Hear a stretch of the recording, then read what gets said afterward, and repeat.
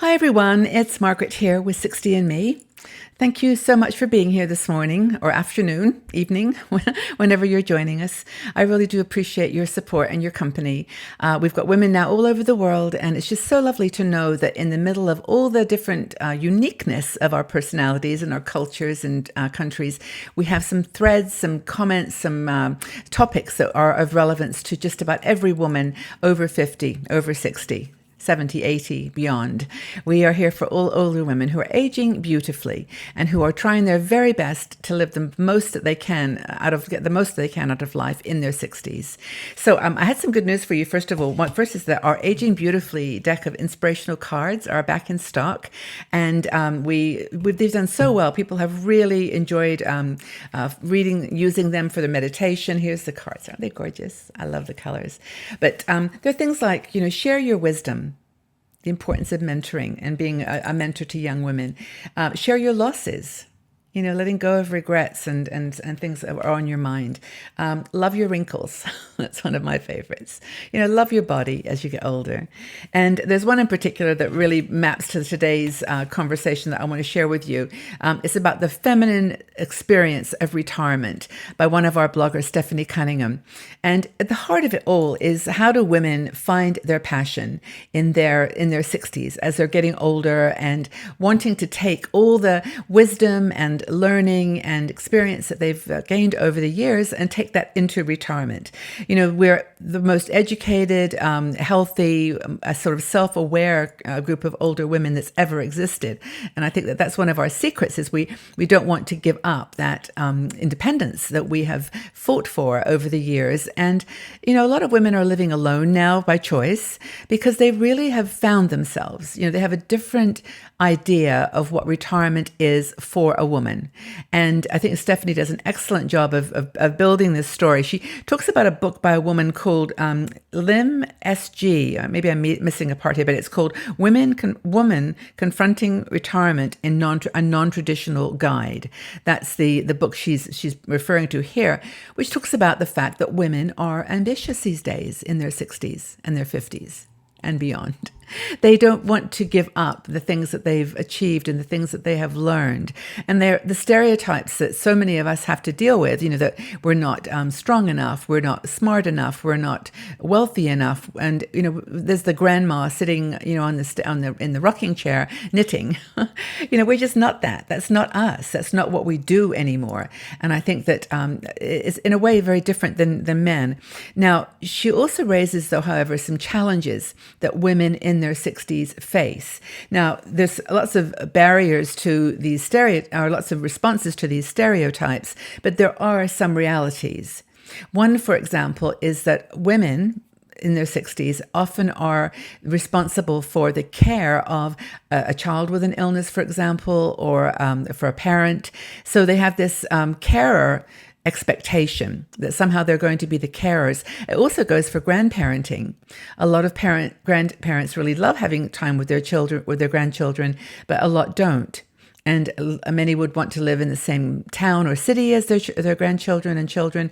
Others would want to be doing their own thing and living somewhere completely different. That's always been their dream. And then visiting once or twice a year. It's really what suits you. But a lot of women are finding themselves in this kind of transitional carer mode.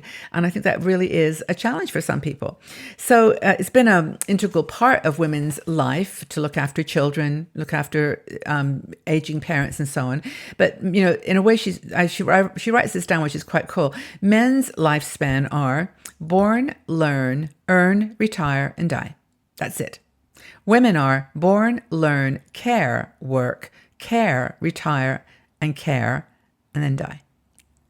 So we earn money, we work, but interspersed with all of that is this, basically this reality that we're the carers. People look to us to care. So I think in doing that, it puts a pressure on us that is unique.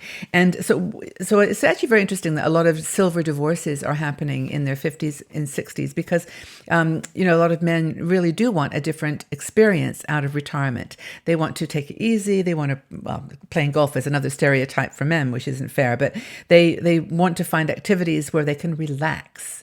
And women tend to want to find activities where they can go and do stuff. I think more than half the solo travelers are women.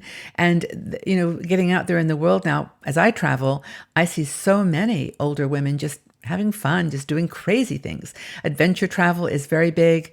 I went on this Norwegian cruise, and there were so many women out there just doing things that pushing the envelope a little bit. So I guess the point is that if you are in a caregiver mode, you've got to figure out a way to do it on your own terms, to be able to do it in a way that both helps the person that needs the help, the elderly parent, the child, the children with your grandchildren, but on your own terms. And you mustn't be afraid to speak out and say, that isn't really how I want to spend this time in my life, and just look for understanding. So how to achieve balance, is the key thing that Stephanie talks about. So, it could be, some of the elements could be, like I said, stating your priorities. This is what I will do. This is what I will not be prepared to do.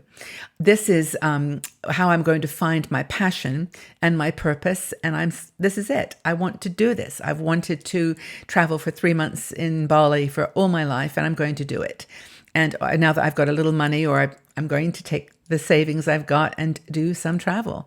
And if that means I can't be with you to help you, with whatever situation, then so be it. It's how it has to be. And you have to figure out what your legacy is going to be. And it doesn't have to be money. What are you going to leave behind? Are you going to write a memoir? Are you going to do something that shares your experiences as you got older and as you retired?